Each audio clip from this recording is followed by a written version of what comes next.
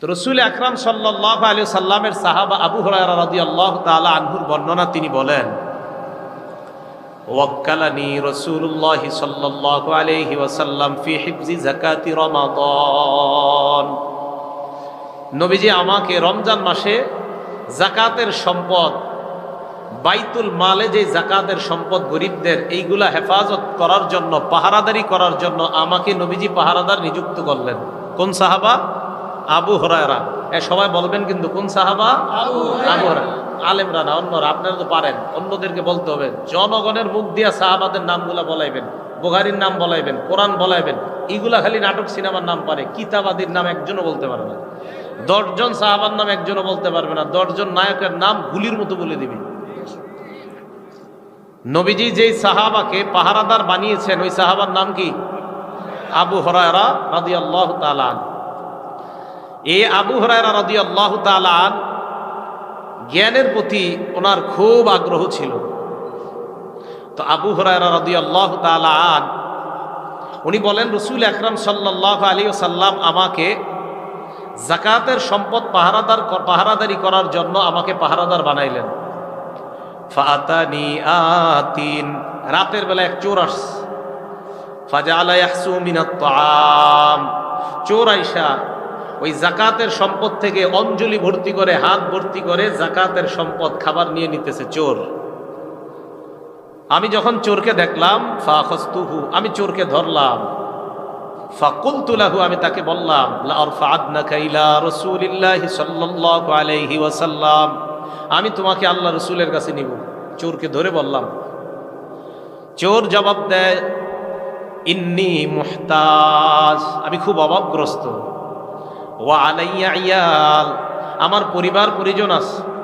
ওয়ালি হাজাতুন শাদীদা, আমি খুব অভাব অনটনে পড়ে, অভাব অনটনের যন্ত্রণায় রাতের বেলা চুরি করতে আসছি। পরিবারের অভাব অনটন এটা গুছানোর জন্য, অভাব অনটন থেকে মুক্তির আশায় আমি রাতে চুরি করতে আসছি।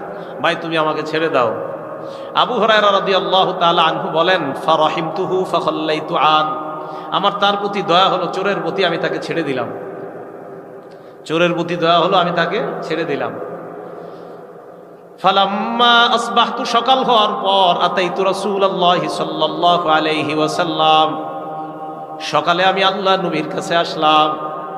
আল্লাহর রাসূল আমাকে দেখি বলে, মা ফাআলা আসিরুকাল বারিহাতা ইয়া আবা হুরায়রা, হে আবু হুরায়রা, গত রাতে তোমার বন্দির কি খবর? চোর বন্দির কি খবর?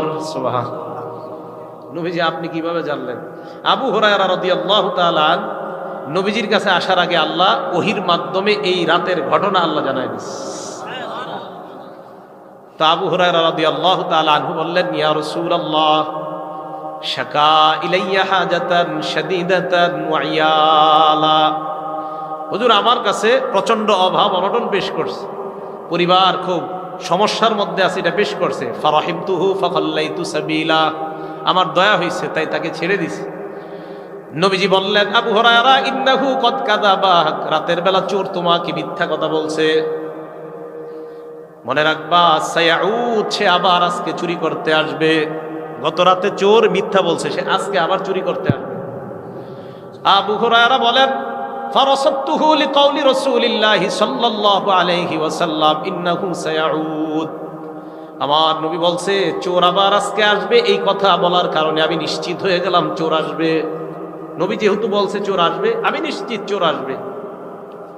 তো চোরকে ধরার জন্য রসাত্তু, মানে আমি অপেক্ষায় থাকলাম, ওত পেতে বসে আছি, চোর কখন আসবে আর আমি ধরবো। চোর যে আসবে এটা নিশ্চিত, কারণ রাসূল আকরাম সাল্লাল্লাহু আলাইহি সাল্লাম বলেছেন চোর আসবে। চোর সাহেব দ্বিতীয় রাত্রে এসে গেছে। সুবহানাল্লাহ। আসার পর আপনার খাদ্যের মধ্যে হাত ঢুকিয়েছে চোর। তো এই চোর যখন খাদ্যের মধ্যে হাত দিল, হাত দেওয়ার পর আবু হুরায়রা রাদিয়াল্লাহু তাআলা আনহু বলেন, বাস আমি আমার হাত ধরে ফেললাম। ধরে ফেলার পর আমি তাকে বললাম, লা আরফা'নাকা ইলা রাসূলিল্লাহি সাল্লাল্লাহু আলাইহি ওয়াসাল্লাম, আমি তোমাকে আল্লাহ রাসূলের কাছে নিয়ে যাব। চোর বলে, আমার বড় প্রয়োজন, আমার বড় অভাব, আমাকে ছেড়ে দাও, ভুল হয়েছে, আর আসবো না। আবু হুরায়রা বলেন, দ্বিতীয় দিন আমার কাছে এমন ভাবে অভিযোগগুলো পেশ করছে, এমন ভাবে তার অভাব অনটন পেশ করেছে, রহিমতুহু ফাখাল্লাইতু আনহু, আমার দয়া হওয়ার কারণে আমি তাকে দ্বিতীয় রাতেও ছেড়ে দিলাম। সকালবেলা আল্লাহ রসুলের কাছে আসলাম, নবীজি আমাকে দেখেই বললেন, মা ফাআলা আসিরুকাল বারিহা ইয়া আবা হুরায়রা। আবু হুরায়রা, রাতের বেলা তোমার চোরের কি খবর? আবু হুরায়রা বলে, ইয়া রাসূলুল্লাহ, দ্বিতীয় দিন এমন ভাবে আমার কাছে অভাব অনটন আর তার প্রয়োজনীয়তা এমন ভাবে পেশ করেছে, আমার মায়া হয়েছে, তাই আমি তাকে ছেড়ে দিলাম। আল্লাহ নবী বলেন, আবু হুরায়রা, ইন্নাহু কদ কাযাবাকা, সে তোমাকে আবার মিথ্যা বলেছে।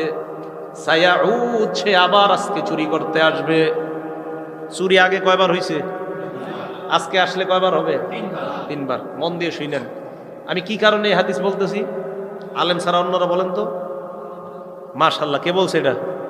তো আপনি করলে কি? আপনার মাদার ছাত্র। যাক, মাশাআল্লাহ বলছি, ঠিক আছে, এটা ফিরেই নেই আস।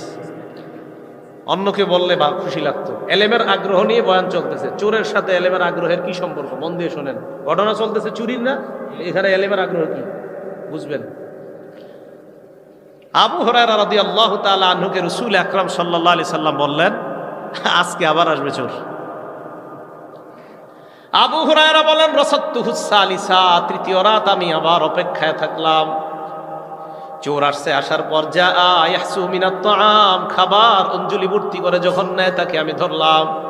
দেখেন কি কয়, ধরার পর আমি তাকে বললাম, হাদিহি আখিরু সালাসি মাররাত, আজকে তোমার তিনবারের তৃতীয়বার, আজকে আর ছাড়াছাড়ি নাই। তাজউমু আন্নাকা লা তাউদু সুম্মা তাউদু, বারবার বলো তুমি আসবে না, এরপরে আবার আসো। এবার চোর বুঝতে পারলো আজকে আর অভাব অনটন পেশ করে বাঁচার সম্ভাবনা নাই। চোর বুদ্ধি করে আবু হুরায়রাকে বললেন, আবু হুরায়রা, দানি, তুমি আমাকে ছেড়ে দাও। ও আল্লিমকা কালিমাত, আমি তোমাকে এমন কিছু বিদ্যা শিখাইয়া দিব, ইয়ানফাউকাল্লাহু বিহা, যে বিদ্যার মাধ্যমে আল্লাহ তোমার উপকার করবে। এই হাদিসে আসছে, রাসূল আকরাম সাল্লাল্লাহু আলাইহি সাল্লামের সাহাবার এই হাদিসে আসছে, ওয়াকানু আহরাসা শাইইন আলাল খাইর, সাহাবায়ে কেরাম কল্যাণের প্রতি, এলেমের প্রতি সবচেয়ে বেশি লোভী ছিলেন, সবচেয়ে বেশি আগ্রহী ছিলেন। সুবহানাল্লাহ। যেই চোর বলছে আমি তোমার বিদ্যা শিখামু, আবু হুরায়রা বলছে ঠিক আছে শিখাও, শিখাইলে ছেড়ে দিব। সুবহানাল্লাহ। দেখছেন, চোরে বলতেছে আমি তোমার বিদ্যা শিখামু, সাহাবা কয় বিদ্যা শিখাইবা? কয় হ্যাঁ। কি মানের বিদ্যার প্রতি তাদের আগ্রহ ছিল যে বিদ্যা শিখাইলে অপরাধ, চুরি নামক অপরাধ, এত বড় অপরাধ করার পরেও বিদ্যা শিখাইলে ছেড়ে দিব। কয় তুমি আমার ছেড়ে দাও, আমি তোমার বিদ্যা শিখাই। আবু হুরায়রা কয় মনে মনে, আরে ভালোই তো, চোর বিদ্যা শিখাবে, কি শিখাবে বলো। এবার চোর কয়, ইদা আওয়াইতা ইলা ফিরাশিকা, যখন তুমি রাতের বেলা বিছানায় যাও। দেখেন চোরে কত বড় একটা বিদ্যা আমাকে, আপনাকে, আমাদের সবাইকে শিক্ষা দিয়েছে। এই আমলটা জানার পর আজকে রাত থেকে কারা কারা আমলটা করবো? হ্যাঁ, করবেন তো ইনশাল্লাহ? হ্যাঁ। আবু হুরায়রাকে বললেন, ইদা আওয়াইতা ইলা ফিরাশিকা, যখন তুমি তোমার বিছানায় যাও, ফাকরা আয়াতুল কুরসি, তুমি আয়াতুল কুরসি তেলাওয়াত করবা। চোর আবু হুরায়রাকে কয়, আয়াতুল কুরসি যখন পড়বা, ফা ইন্নাকা লাইয়াজাল আলাইকা মিনাল্লাহি হাফিজ, আল্লাহর পক্ষ থেকে একজন পাহারাদার তোমার সাথে নিযুক্ত করা হবে। সকাল পর্যন্ত ওই পাহারাদার তোমাকে পাহারাদারি করবে। এরপরে চোর কি কয় দেখেন, ওয়ালা ইয়াকরাবান্নাকা শাইতান, রাতের বেলা আয়াতুল কুরসি পড়ে যখন তুমি ঘুমাইবা, শয়তান তোমার কাছে আসতে পারবে না। এই শয়তান যে আসতে পারবে না, এই শিক্ষাটা কে দিছে? চোর। কে দিছে বলেন তো? চোর। এই কথাটা মনে রাখবেন, চোর। বলেন কে দিছে? চোর আবু হুরায়রাকে বলতেছে আয়াতুল কুরসি পড়লে সারা রাত তুমি নিরাপদ থাকবা, শয়তান তোমার কাছে আসতে পারবে না। আবু হুরায়রা কয় মাশাআল্লাহ, যে জিনিস শিখলাম, যাও ছেড়ে দিছি, যাও। চোরকে ছেড়ে দিস। নবীজির কাছে পরের দিন আসছে, নবীজি কয় কি খবর, গতকালকে চোরের কি অবস্থা? ইয়া রাসূলুল্লাহ, প্রথম 2 দিন মিথ্যা বলছে, কালকে আর ওই 2 দিনের কথা বলে নাই। আমি যখন তার হাত ধরলাম, সে আমাকে আয়াতুল কুরসির আমল শিখাইয়া দিছে, রাতের বেলা পড়লে নাকি এই ফায়দা। আল্লাহ নবী বললেন, আবু হুরায়রা প্রথম 2 রাত মিথ্যা বলছে, গতকালকের কথাটা সত্য। তবে কাজু, গতকালকে যদিও সত্য বলছে, তার মতো মিথ্যাবাদী দুনিয়াতে আর কেউ নাই। দুনিয়ার সবচেয়ে মিথ্যাবাদী সে, তবে কালকের কথাটা সত্য। আবু হুরায়রাকে আল্লাহ রাসূল বলেন, আবু হুরায়রা তা'লামু তুখাতিবু তা'লামু মান তুখাতিবু মুনযু সালাসিলায়াল, 3 রাত তুমি জানো কার সাথে কথা বলছো? হুজুর কে? চোর? আল্লাহ রাসূল কয় না না, যাকা শয়তান, 3 রাত চোর যে ছিল সে ছিল শয়তান। শয়তান তোমাকে আমল শিখায় গেছে, এমন আমল যে আমল করলে শয়তান তোমার কাছে আসতে পারবে না। শয়তান তোমার এই আমল শিখাইছে যে আমরা কেমন মুসলমান, শয়তান কয় এটা পর, আমি আসবো না, এরপরও পড়ো। শয়তান বলতেছে এটা পড়ো, শয়তান বলতেছে তোমরা আয়াতুল কুরসি পড়ো। তাহলে আজকে বিছানা রাতের বেলা আয়াতুল কুরসি পড়বেন। ইবলিস কয় আমি আসবো না, তাহলে পড়বো তো ইনশাআল্লাহ। আল্লাহ আমল করার তৌফিক দান করেন। 5 ওয়াক্ত নামাজের পর আয়াতুল কুরসি পড়েননি সবাই? হ্যাঁ, আলেম ছাড়া অন্য কারা কারা আজকে এশার পরে পড়ছেন? হাত তোলেন তো। আউলামায়ে কেরাম ছাড়া অন্য কে পড়ছেন? 1 2 3 4 5 জন মাত্র, হাত নামান। হ্যাঁ, তাহলে আপনারা মাত্র 5 জন পড়লেন। বুলুগুল মারাম কিতাবের নাম, হাদিস নাম্বার 97। ক্বালা রাসূলুল্লাহ সাল্লাল্লাহু আলাইহি ওয়াসাল্লাম মান ক্বারাআ আয়াতাল কুরসি দুবুরা কুল্লি সালাতিন মাকতুবা লাম ইয়ামনাহু মিন দুখুলিল জান্নাহ ইল্লাল মাউত। আল্লাহ নবী বলেন, ফরজ সালাতের পর কেউ যদি আয়াতুল কুরসি তেলাওয়াত করে মরবে সাথে সাথে আল্লাহর জান্নাতের মেহমান। পড়েন না আপনারা? আমরা তো 4 জন পড়ছি। আল্লাহ আমাদের সকলকে জ্ঞানের প্রতি যেন আমরা আগ্রহী হতে পারি, আল্লাহ তৌফিক দান করেন। কোত্থেকে কোথায় গেছি? বুখারী শরীফের 122 নম্বর হাদিস থেকে বুখারীর 3 নম্বর হাদিসে গিয়েছি। 3 নম্বর হাদিস থেকে গেলাম আমরা বুখারী শরীফের 2311 নম্বর হাদিস। শুনলাম যে আবু হুরায়রা রাদিয়াল্লাহু তাআলা আন বিদ্যার প্রতি তার কত আগ্রহ ছিল। মুসা আলাইহিস সালাতু ওয়াস সালাম বললেন, আমি সবচেয়ে বড় জ্ঞানী। এই কথা বলার পর আল্লাহ বললেন, 2 সমুদ্রের মিলনস্থলে এমন একজন জ্ঞানী আছে যে আপনার চেয়ে বেশি জ্ঞানী। মুসা নবী কয় কাইফা বিহি, আল্লাহ ওনার কাছে কিভাবে যেতে পারবো? আল্লাহ বলে দিলেন, ইহমিল হুতান ফি মিকতাল, ডুলার মধ্যে। ডুলা চিনেননি? মাছ ধরেন আপনাদের দেশে কি কয়? ডুলা। মিকতাল মানে থলে। মিকতালের সুন্দর বাংলা থলে। কি থলে? ব্যাগ। দেশ গ্রামে কয় ডুলা।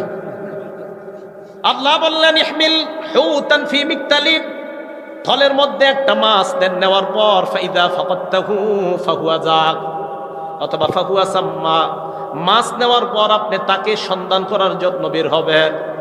মাছ নিয়ে আপনি চলতে চলতে যেখানে যাওয়ার পর মাছ যখন আপনি হারিয়ে ফেলবেন, ওটাই হবে আপনার ওই জায়গা, যেই জায়গায় আপনি আপনার চাইতে বড় জ্ঞানীকে আপনি পাবেন।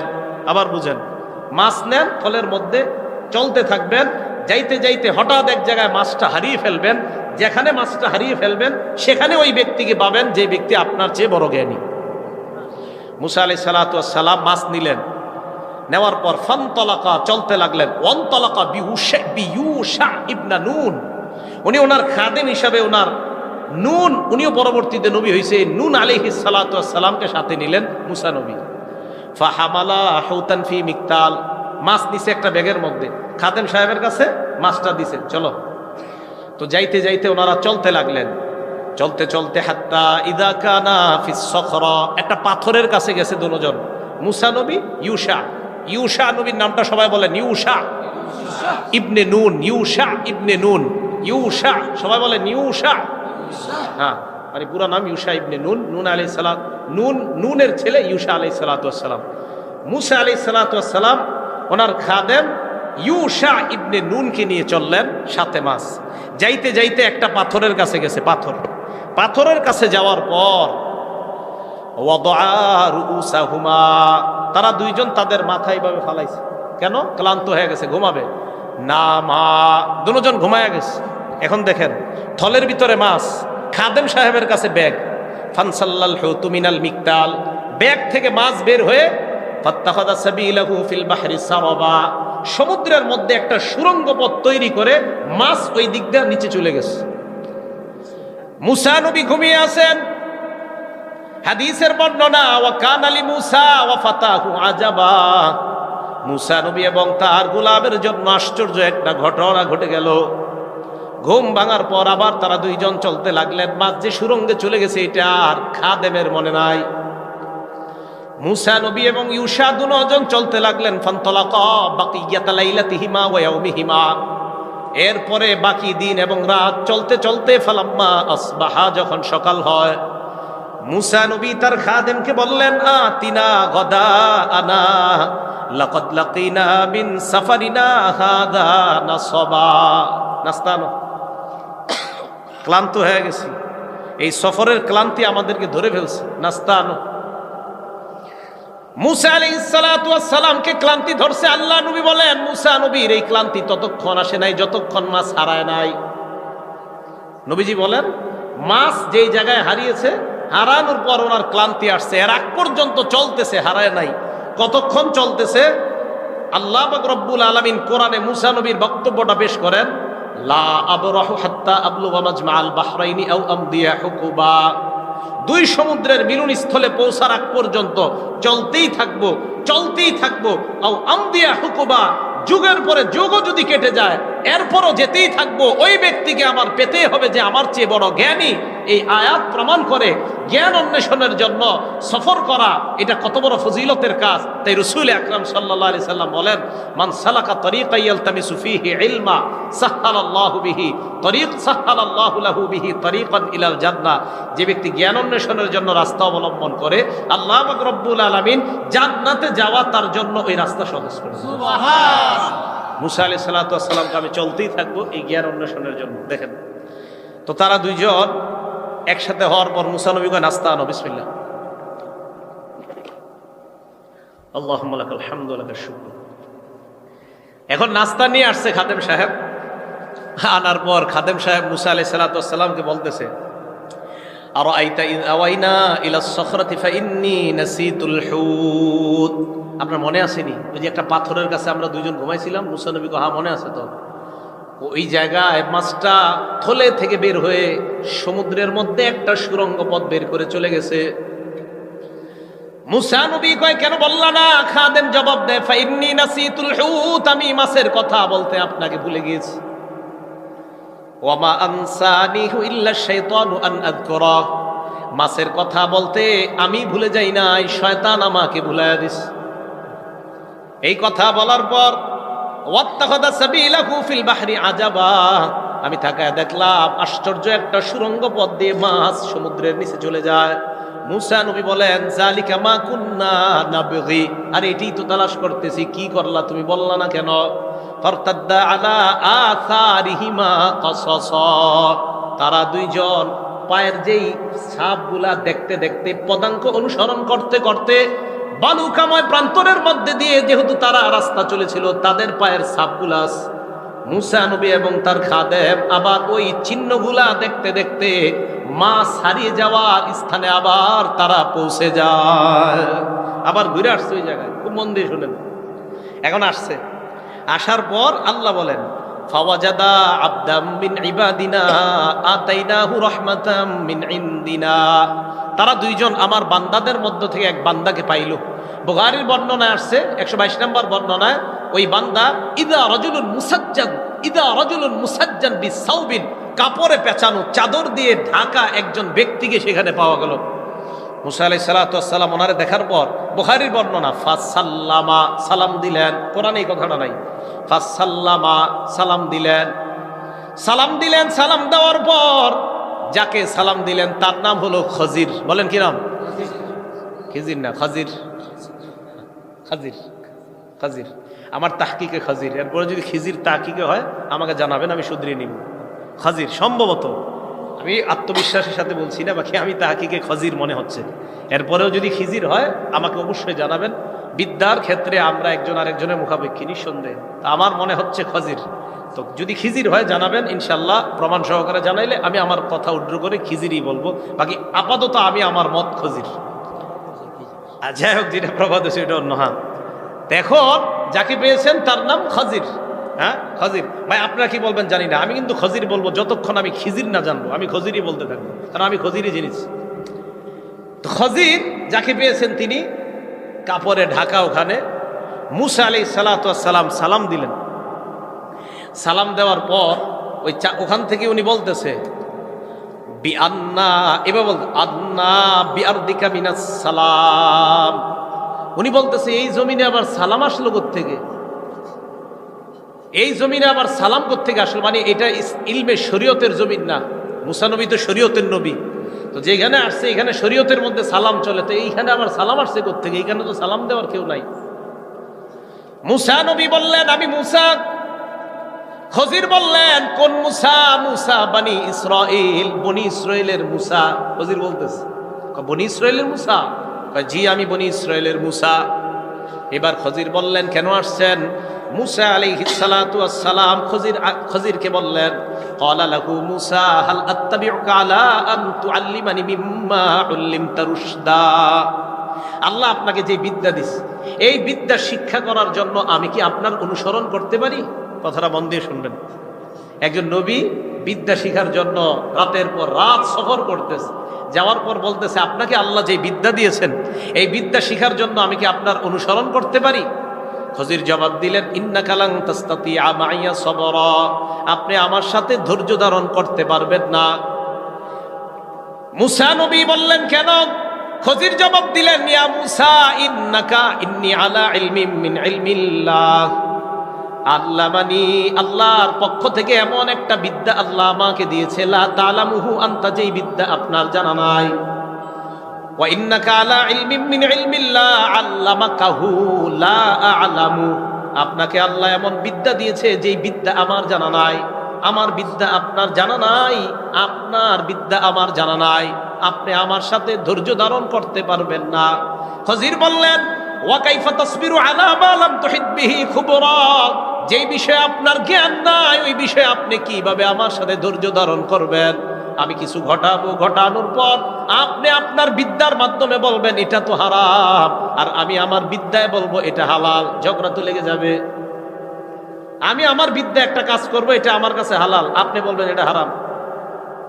মুসা নবী কয় কিচ্ছু হবে না, আমি ধৈর্য ধারণ করব। সাতাজিদুনি ইনশাআল্লাহু সাবিরা, আল্লাহ চাহেন তো আপনি আমাকে ধৈর্যশীল পাবেন, চিন্তা করেন না, আপনি আমাকে আপনার সাথে নেন। ওয়ালা আসিলাকা আমরা, আমি আপনার কথা একটু অমান্য করব না। এবার খজির কয় ঠিক তো? কয় হ্যাঁ। মন দিয়ে শোনেন খজির কি বলেন, ফাইন ইত্তাবাতানি ফালা তাসআলনি আন শাইইন হাত্তা উহদিসা লাকা মিনহু যিকরা, আপনি যদি আমার অনুসরণ করেন আমাকে কোনো প্রশ্ন করবেন না, আমি যতক্ষণ না কোনো প্রশ্নের জবাব দিব ততক্ষণ কোনো প্রশ্ন করবেন না। একের পর এক একটা ঘটনা ঘটতে থাকবে, একের পর এক ঘটনা ঘটবে, ওই ঘটনার বিস্তারিত বর্ণনা আমি দেওয়ার আগে আমাকে প্রশ্ন করবেন না। মুসা আলাইহিস সালাতু ওয়াস সালামকে এটা বলার পর মুসা নবী ঠিক আছে। ফানতালাকা, দুইজন চলতে লাগলো, খজির মুসা। এবার বুখারীর বর্ণনা শুনেন। ফানতালাকা আলা সাহিলিল বাহ, দুজন সমুদ্রের তীর দিয়ে চলতে লাগলো। লাইসা লাহুমা সাফিনা, তাদের সাথে কোনো জাহাজ নাই। ফামাররাত বিহিমা সাফিনা, সমুদ্রের তীরের দিকে তাকায়, হঠাৎ সমুদ্রের তীর থেকে নদীর দিকে তাকায়, সমুদ্রের দিকে তাকায়, দেখে একটা জাহাজ যায়, নৌকা যায়। নৌকাওয়ালাদেরকে ডাক দিয়ে বলে ফাহামালু ফাকাল্লামুহুম আইয়াহমিলুহুমা, খজির এবং মুসা তাদেরকে বললেন আমাদেরকে এই নৌকায় উঠানোর কোনো ব্যবস্থা আছে কিনা। দীর্ঘ সময় আলাপ আলোচনা হওয়ার পর নৌকাওয়ালারা চিনতে পারছে ফাউরিফাল খজির, এটা তো খজির। এই যে বুখারীতে আসছে ফাউরিফাল খজির, কি আসছে শব্দটা? হ্যাঁ বলেন ফাউরিফাল খজির, বুখারীতে আসছে ফাউরিফাল খজির। তাই বলছি আমার জানা মতে খজির, বুখারীতে আসছে ফাউরিফাল খজির। হ্যাঁ বুখারীর শব্দ। খজিরকে চেনা গেল যে এটা তো খজির। তখন জাহাজওয়ালা নৌকাওয়ালারা বললেন কোনো সমস্যা নেই, ওঠেন। হাদিসে আসছে ফাহামালুহুমা বিগাইরি নাউলিন, টাকা ছাড়া, ভাড়া ছাড়া দুজনকে উঠাইছে। এখন বলেন তো ভাড়া ছাড়া দুইজন মানুষকে নৌকায় উঠাইলে এই দুইজন মানুষ নৌকার মধ্যে কি একটু চুপচাপ থাকা দরকার না? ভাড়া টাড়া নাই, একদম এমনভাবে থাকা, আরে আমগো ভাড়া নাই, আমরা একটু সুন্দরভাবে থাকি। তো দুজন উঠছে নৌকার মধ্যে, বিসমিল্লাহ। নৌকা ওঠার পর নৌকা চলতেছে। বুখারীর বর্ণনা ফামাদার খাজির ইলা লাউহিম মিন আলওয়াহিস সাফিনা, খজির কি করছে, ওই যে নৌকার কাঠগুলা থাকে এক একটা করে, এই কাঠের মধ্যে একটা কাঠ এইভাবে ধরছে, ফানাজা, কাঠ একটা উঠাই দিছে, নিচের তে পানি আসা শুরু হয়েছে নৌকা। এখন বলেন তো ভাড়া ছাড়া উইঠা এই কাজটা করা কি ঠিক হয়েছে? বাহ্যিক দৃষ্টিকে দিয়ে ঠিক হয়েছে? ঠিক মুসা নবী আমগো মতো কইছে কওমুন হামালুনা বিগাইরি নাউলিন, মানুষগুলো আমাদেরকে ভাড়া ছাড়া নৌকায় উঠাইলো। আমাত্তা ইলা সাফিনাতিহিম ফাখরাকতাহা, আপনি তাদের নৌকাটা ছিদ্র করে দিলেন, এটা কেমন কাজ করলেন? খজির বলেছিলেন, আমি কোনো বিষয়ের ব্যাখ্যা না দেওয়া পর্যন্ত আমাকে প্রশ্ন করবেন না, শুধু দেখতে থাকবেন। মনে আসেনি? মুসা আলাইহিস সালাতু ওয়াস সালাম বললেন, লাকাদ জিতা শাইআন ইমরা, আপনি একটা খারাপ কাজ করছেন, এটা ঠিক করেন না। কি করে দেখেন, আপনি একটা খারাপ কাজ করছেন, এটা সঠিক করেন নাই। তো শরীয়তের দৃষ্টিতে নৌকার কাঠ এইভাবে ছিদ্র করা আর নৌকায় পানি ঢুইকা মানুষ ডুবে যাওয়ার ব্যবস্থা করা, এটা তো শরীয়ত খারাপই বলবে। কি? তো শরীয়তের নবী বলছে এটা খারাপ। খজির বলছে, কি ব্যাপার, আপনি না বলছি কথা বলবেন না, কথা বললেন কেন? দেখেন কি কয়, মুসা নবী কয়, আখরাকতাহা লিতুগরিকা আহলাহা, আপনি মানুষগুলোকে ডুবানোর জন্য নৌকাটা ছিদ্র করে দিলেন। লাকাদ জিতা শাইআন ইমরা, আপনি খারাপ কাজ করছেন। খজির জবাব দেয়, আলাম আকুল্লাকা ইন্নাকা লান তাসতাতিআ মাইয়া সাবরা, আমি না আপনার বলছি আপনি আমার সাথে ধৈর্য ধারণ করতে পারবেন না? মুসা নবী বললেন, লা তুআখিযনি বিমা নাসিতু ওয়া লা তুরহিকনি মিন আমরি উসরা, আমার ভুলের জন্য আমাকে পাকড়াও করবেন না, ভুলে গেছে, আর হবে না। এবার ঠিক আছে, একবার করছি প্রশ্ন, ইনশাল্লাহ চলেন, আর কিছু হবে না। আবার চলতে লাগছে দুজন। দেখেন, ফানতালাকা হাত্তা ইযা লাকিয়া গুলামান ফাকাতালা, চলতে চলতে একজন গোলামকে তারা পাইছে, বালক। বুখারীর বর্ণনায়, ইদা গুলামুন ইয়ালআবু মাআল গিলমান, একটা বাচ্চা অন্যান্য বাচ্চাদের সাথে খেলা করতেছে। খজির কি করলো? হাদিসের বর্ণনা, আখাযাল খদির বিরাসিহি মিন আ'লা, বাচ্চার মাথা এইভাবে খজির ধরছে, বাচ্চার মাথার উপর থেকে ধরার পর ফাকতা আলা রাসাহু, মাথাটা একদম টুকরা টুকরা করে মেরে ফেলছে। ভালো কাজ করছে? দেখতে কি কাজটা ভালো? এই বাচ্চারে মেরে ফেলছে, এটা বাচ্চা মানুষকে মেরে ফেলছে। মুসা আলাইহিস সালাতু ওয়াস সালাম কয়, আকাতালতা নাফসান যাকিয়াতাম বিগাইরি নাফস, আপনি অন্যায়ভাবে একটা অন্যায়ভাবে একটা নেককার শিশুকে আপনি হত্যা করলেন, এটা কি কাজ করলেন? লাকাদ জিতা শাইআন নুকরা, এবার কয় আপনি একটা অপছন্দনীয় কাজ করছেন, ঠিক করেন না এটা। খজির কয়, আলাম আকুল্লাকা ইন্নাকা লান তাসতাতিআ মাইয়া সাবরা, আমি না আপনারে বলছি আপনি আমার সাথে ধৈর্য ধারণ করতে পারবেন না? মুসা নবী, ওহো ঠিক আছে, ভুল হয়ে গেছে। কয়বার হলো? দুইবার। ইন সাআলতুকা আন শাইইন বা'দাহা ফালা তুসাহিবনি, আমি যদি এরপরে আপনার আর কোনো প্রশ্ন করি তাহলে আর আমার সাথে নিয়েন না, আমি আর প্রশ্ন করব না। মনে রাখেন, প্রথমে কি করলো? নৌকা ছিদ্র করলো, এরপরে বাচ্চা হত্যা করলো। তাহলে এই দুইটার জবাব কি? শরীয়তের দৃষ্টিতে দুইটা কাজ কি ভালো না খারাপ? খারাপ। তাহলে এটার জবাব কি? খজির তো ভালো কাজই করছে ওনার এলেম অনুযায়ী। এটা কিভাবে? মনে রাখেন, শেষে আলেম ছাড়া অন্যদেরকে আমি জিজ্ঞাসা করব কি কি এই তিন কাজ, তারপরে জবাব আসবে। তাহলে প্রথমে দুইটা, এক নাম্বার নৌকা ছিদ্র করা, দুই নাম্বার বাচ্চাকে হত্যা করা। তো এইবার বলার পর মুসা আলাইহিস সালাতু ওয়াস সালাম বললেন, আমি যদি এরপর আপনাকে আর কোনো প্রশ্ন করি তাহলে ফালা তুসাহিবনি, আপনি আমাকে আপনার সাথে নিয়েন না। এই কথা বলার পর ফানতালাকা হাত্তা ইদা আতায়া আহলা ক্বরিয়া, দুজন চলতে লাগছে। চলতে চলতে এক গ্রামে আসছে। আসার পর ইস্তাতআমা আহলাহা, ক্ষুধার্ত দুজন, তো ওই এলাকায় এসে মেহমানদারি চাইছে। ফাআবাউ আইয়ুদাইফুহুমা, ওই এলাকার লোকেরা কয়, না আমরা মেহমানদারি করব না। এলাকার লোকেরা কয় আমরা মেহমানদারি করব না। এখন দেখেন, আমরা এক এলাকায় গেছি, যাওয়ার পর ক্ষুধায় মরতেছি, ওই এলাকার মানুষ কয় এক গ্লাস পানিও খাওয়াবো না। ওই এলাকায় কি কোনো উপকার করতে আমাদের মন চাইবে কখনো? তো মুসা আর খজির গেছে, খিদা খাবার চাইছে। ফাবাও আইয়ুদাইফুহুমা, এলাকার সবাই এদেরকে মেহমানদারি করতে অস্বীকার, না খাওয়াবো না।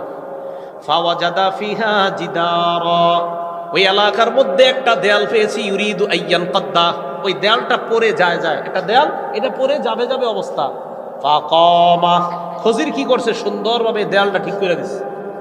যে এলাকার মানুষ খাওয়ায় নাই, ওই এলাকার পড়ে যাবে দেয়াল, এটারে ঠিক করছে। মুসা নবী বললেন, এটা আপনি কি করলেন? এরাম করে খাবার দেয় নাই। লাউ শি'তা লাত্তাখাযতা আলাইহি আজরা, এই দেয়াল ঠিক করার বিনিময়ে চাইলে কিছু নিতে পারতেন।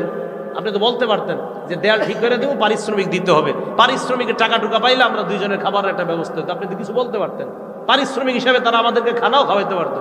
খজির বলে, আবার এটাই তো আমার আর আপনার মাঝে পার্থক্য। হাযা ফিরাকু বাইনি ওয়া বাইনিক, এটাই আর আমার মাঝে আর আপনার মাঝে পার্থক্য। মানে আমার জ্ঞান আর আপনার জ্ঞানের মাঝে এটাই পার্থক্য। আপনার জ্ঞানে আমি যে তিনটা কাজ করেছি, তিনটা কাজ অন্যায়, আমার জ্ঞানে এই তিনটা কাজ সঠিক। কয় কিভাবে? এবার এক এক করে ব্যাখ্যা দেওয়া শুরু। ওলামায়ে কেরাম চুপ। এক নাম্বার কোনটা? হ্যাঁ, মাশাআল্লাহ, আরো জোরে এক নাম্বার। এই ঘটনাটা বিবির গিয়ে শোনাবেন। কালকে চা স্টলে বসে এইগুলো আলোচনা করবেন, গীবত শেখায়ত না করে ইনশাআল্লাহ। একজন আরেকজনের সাথে এগুলো এরকম বিদ্যা চর্চা, এলেম চর্চা বাড়ানো দরকার। বাংলাদেশটাকে বিদ্যানগরী, কুফানগরী বানানো দরকার। পড়াশোনা করে না, সব পড়াশোনা ছাড়া হয়ে যাচ্ছে, খালি মোবাইল নির্ভর হয়ে যাচ্ছে। মোবাইলে আরিফ বিন হাবিব এটা করেছে, বাস এটাই বিদ্যার মাপকাঠি হয়ে যায়, ঠিক না? মানে এটাই বিদ্যার মাপকাঠি না, এটা তো বিদ্যার মাপকাঠি না। পড়তে হবে, পড়াশোনা করতে হবে। মোবাইলের প্রতি এত আসক্ত হয়ে গেছে, পড়াশোনা করে না, করবে আর কি, পাশ এমনি হয়ে যায় সব। তো যাই হোক, এবার খজির জবাব দিতে লাগলেন, আম্মা সাফিনা, মাশাআল্লাহ আপনাদের কথা ঠিক আছে। 1 নাম্বার জাহাজ, নৌকা। فكانت لمساكين يعملون في البحر فأردت أن أعيبها وكان وراءهم ملك يأخذ كل سفينة غصبا। 1 নাম্বার জাহাজ আপনি দেখলেন, জাহাজ আমি ছিদ্র করলাম, দেখতে যদিও জিনিসটা খারাপ, আল্লাহর পক্ষ থেকে আমি জানতে পেরেছিলাম একজন জালেম বাদশা কিছুক্ষণের মধ্যে এই সমুদ্রের মধ্যে আক্রমণ চালাইতে পারে দলুদস্যুদের মাধ্যমে। জলদস্যু যারা আছে সমুদ্রের মধ্যে, যারা ডাকাতি করে, তাদের মাধ্যমে ডাকাতি চালিয়ে ভালো ভালো নৌকাগুলা ছিনতাই করে নিয়ে যাবে। আমি চিন্তা করে দেখলাম এই নৌকাটা গরিব কয়েকজন মানুষের নৌকা, তারা এই নৌকার মাধ্যমে তাদের ভরণ পোষণের ব্যবস্থা হয়। আমি চিন্তা করলাম নৌকাটা ছিদ্র করে যদি ডুবায়া দেই, বাদশা জালেম যখন এই সমুদ্রের মধ্যে এসে এই নৌকাটা দেখবে, ছিনতাই করে নিয়ে যাবে। আমি চিন্তা করলাম ছিদ্র করলে নৌকা ডুবে যাবে। সমুদ্রের মধ্যে ডাকাতি শেষ হওয়ার পর বাদশা যখন চলে যাবে, সমুদ্রের নিচে আবার নৌকা তারা তালাশ করে পেয়ে যাবে, কাঠ লাগিয়ে আবার ভরণ পোষণের ব্যবস্থা হবে। আমি এই জন্য ছিদ্র করলাম যেন এটা ডুবে যায়, কিছুক্ষণ যেন এটা নিচে থাকে। এই দলদস্যু যারা আছে তারা ডাকাতি চালানোর পর যখন চলে যাবে, আবার নিচ থেকে নৌকাটা উঠায়া কাঠ লাগায়া আবার নতুন করে তারা জীবিকা ব্যবস্থা করতে পারবে। মুসা, আপনার দৃষ্টিতে যেটা দেখছেন আসলেই নৌকাটা ছিদ্র করা দেখতে খারাপ মনে হয়েছে, আল্লাহ আমাকে জানায়া দিয়েছে বিদ্যার মাধ্যমে, আমি বুঝতে পারলাম সাময়িক সময়ের জন্য যদি নৌকাটা ডুবাইয়া দেই, হয়তো আজকালকে তাদের উপার্জন বন্ধ থাকবে, কিন্তু আমি তাদের আরো অনেক দিনের উপার্জনের ব্যবস্থা করে দিয়েছি। তাহলে কাজটা কি সঠিক কিনা? এবার বলেন সঠিক কিনা? হ্যাঁ সঠিক। 2 নাম্বার, হত্যা আবার সঠিক হয় কেমনে? সঠিক তো অবশ্যই, কিন্তু কেমনে? দেখেন কি আল্লাহ তাআলা, وأما الغلام فكان أبواه مؤمنين فخشينا أن يرهقهما طغيانا وكفرا।